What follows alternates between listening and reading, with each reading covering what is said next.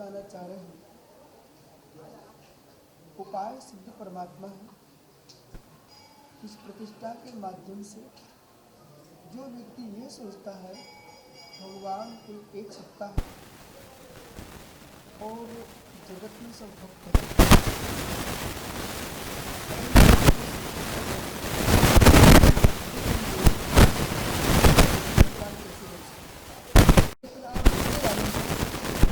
पहले से लोग क्या बोलते हैं डॉक्टर, बराबर।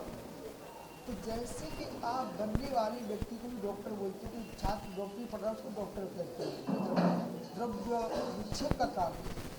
ऐसे जैन मुनियों के लिए लोग चलते फिरते भगवान कहते हैं, मतलब जिनकी साधना, जिनकी आराधना परिणाम का प्रतीक है, ये हमारे भविष्य में बनने वाले भगवान आज पृथ्वी पर चलते फिरते भगवान है, यही दृष्टि है। के अंतर्गत गर्भ कल्याणक, जन्म कल्याणक, दीक्षा कल्याणक और केवल ज्ञान कल्याणक, निर्वाण कल्याणक, इन पांचों कल्याणकों में जीव के पुरुषार्थ की व्याख्या की गई है कि बिना उपाय के कोई सिद्धि प्राप्त नहीं कर सकती, न परमार्थ सिद्धि हो सकती है, न लौकिक सिद्धि हो सकती है। आस्था के भगवान के प्रति जो कर्तृत्व की भाषा हम बोलते हैं, ये मात्र आस्था का प्रतीक है, पर वास्तव में होता वही है तो जीव स्वयं करता है। यदि भगवान हमारे सुख दुख का कर्ता हो गए तो हमारा स्वयं का किया हुआ कर्म व्यर्थ हो जाएगा और हम एक दिन कभी अपने आप को भगवत्ता की ओर नहीं ले जा सकते हैं। एक पंचकर्म के माध्यम से विश्व शांति, जगत में मैत्री भाव, करुणा की दृष्टि, ये संदेश है देश के लिए, विश्व के लिए। यदि आत्मा पुरुषार्थ करती है सम्यक तो स्वयं परमात्मा भी बन सकती है, और विपरीत पुरुषार्थ करती है तो दुर्गति को भी प्राप्त होती है। संसार में न कोई किसी को सुख का दाता न दुख का दाता है, अपने पुरुषार्थ पर सुख दुख नहीं था। साहब, भारतवर्ष में जैन धर्म अहिंसा के लिए पहचाना जाता है, माना जाता है, विश्व को क्या संदेश देना चाहेंगे? और वास्तव में भारत देश ही क्या, सारा विश्व इस बात को जानता है कि भारत भूमि अपने आप में तीर्थ भूमि है। तीर्थंकर, चक्रवर्ती, नारायण, बलभद्र, ऋषभ देव से लेकर वन महावीर स्वामी तक, कृष्ण, राम, ये सभी इस भूमि पर हुए। और भारत में हर समय दया धर्मो दया विशुद्धि का सूत्र दिया है। किसी भी समस्या का समाधान हिंसा नहीं हो सकती है, शंका का समाधान जो है वो अहिंसक प्रवृत्ति से हो सकता है। आप भी यह विश्वास मानिए, कितनी युद्ध हो जाए अंत में शांति कब आएगी? अहिंसा से। इसलिए जो तीर्थंकरों ने, भगवंतों ने, महापुरुषों ने भारत की भूमि से विश्व के अहिंसा परम ब्रह्म का सूत्र लिया है, आज की तारीख में भी भारत की स्वतंत्रता में कहीं ना कहीं अहिंसा का ही स्थान है। इसलिए सारे विश्व को चाहिए है कि आप अहिंकारता और कर्तृत्व बुद्धि, में क्या बोल रहा हूँ, अहिंकारता कर्तृत्व बुद्धि, ये दो बातें सारा विश्व भूल जाए तो कोई किसी का युद्ध ही नहीं है। अहिंसा ही अहिंसा है। अहिंकार और कर्तापन ये व्यक्ति को हिंसा भड़का रहा है। मैं ही सब कुछ हूँ और मैं ही करने वाला हूँ, चाहे आपका घर हो चाहे बाहर हो, सर्वत्र एक ही सूत्र है। जब जब भाई भाई में झगड़ा होगा तो दो ही सूत्र आएंगे, मैं करने वाला हूँ और मैं ही करता हूँ। तो अहिंकारता और कर्तृत्व बुद्धि ये संपूर्ण लोग को दुखी किए है। यदि व्यक्ति अपने अहिंकार को छोड़ देता है, कर्तापन को छोड़ देता है, युद्ध करने की आवश्यकता ही नहीं। इसलिए सारे विश्व को शांति चाहिए तो अहिंसा का आश्रय लेना ही पड़ेगा। और सर, दिगंबर जैन गुरु की तपस्या के बारे में समाज को आप क्या संदेश देना चाहेंगे?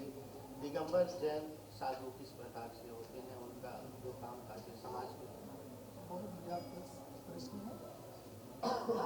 यथार्थ में दिगंबर पंथ नहीं, परंपरा नहीं, साधना है।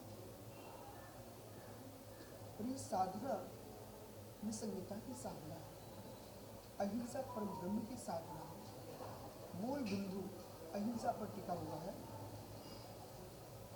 किसी प्राणी को कष्ट न हो। अब इनकी अहिंसा इतनी सूक्ष्म है, धूप से छाल छाल भक्तों को अमर बनाने वाला महाकाव्य है। जब हिंदू पढ़ता है भगवत गीता देखता है, मुस्लिम पढ़ता है तो इसमें कुरान शरीफ देखता है, सिख पढ़ता है तो गुरु ग्रंथ साहिब। भक्त हमेशा भगवान की भक्ति के साथ जुड़े हुए हैं, लेकिन जब उनके तन ढके रहेंगे तो वह भक्त रहेंगे। जिस दिन वह संत से जुड़ेंगे तो वह वस्त्रों को छोड़ करके अमरता की यात्रा कर सकेंगे। इसलिए उन्हें संसार से जोड़ने के लिए वस्त्र थे और संसार के त्याग के लिए उन्हें अमर बनाने के लिए संत का आशीर्वाद था।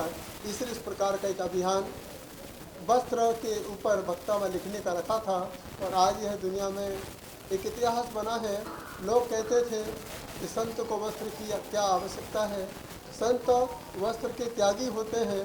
कि जब एक संत वस्त्र का त्याग करते हैं, यही भावना के साथ करते हैं कि संसार में कोई वस्त्र रहित न रहे संसारी जीव और अपने जीवन में अपनी आत्मा का कल्याण कर सके। आज के पंच कल्याण महोत्सव को लेकर के ट्रस्टियों के बारे में क्या संदेश देना चाहिए? ट्रस्टी से बना है, जिसमें ट्रस्ट होता है उसको कहते हैं ट्रस्टी। आज उन्होंने भक्तांबर पर विश्वास रखा है या पंचकड़क पर विश्वास रखा है। इसी विश्वास की वजह से आज यह विश्व में पंचकड़क का वास हुआ है। पंचकड़क हमारे मुंबई के लिए खास हुआ है। यह पंचकड़क ट्रस्टियों का पंचकड़क नहीं है, यह पंचकड़क मुझे लगता है पूरे मुंबई का पंचकड़क है। और मुझे सबसे बड़ी खुशी इस पंचकड़क में यही है कि ट्रस्टी तो हर बार प्रतिष्ठा कराते रहते हैं। इस पंचकड़क में पूरे भारत के एकमात्र ऐसे संत हैं जिसे आप देख रहे हैं, चर्या श्रोमणी विशुद्ध सागर महाराज। पूरे भारत देश के अंदर यही एक ऐसे संत हैं जिन्होंने कई देश जो है आपस में लड़ रहे हैं। जैन धर्म जो है अहिंसा के लिए प्रतीक माना जाता है। जैन पंथ है, आप आज भारत में घूम के विश्व को क्या संदेश देना चाहेंगे इस संगठन के?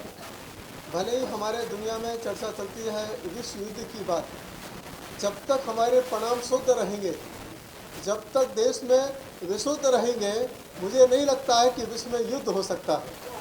यह देश हमारे लिए अहिंसा प्रधान देश है। जब इस देश को माता कहा जाता है, माता इसलिए कहा जाता है धरती माता है, और धरती माता किसी को भूखा सोने नहीं देती है। जब विश्व में अन्न की कमी पड़ती है, यही धरती माता विश्व में अन्न की प्राप्ति कराती है। जब जल की कमी पड़ा करती है, यही धरती माता कुवैत तक, यह धरती माता दुबई तक जल की व्यवस्था करती है। इसलिए इस माता का नाम धरती माता हुआ करता है। माँ कभी युद्ध नहीं खोने देती है। माँ तो परिणामों को शुद्ध करके विशुद्ध सागर जैसे संतों के दर्शन करने देती है।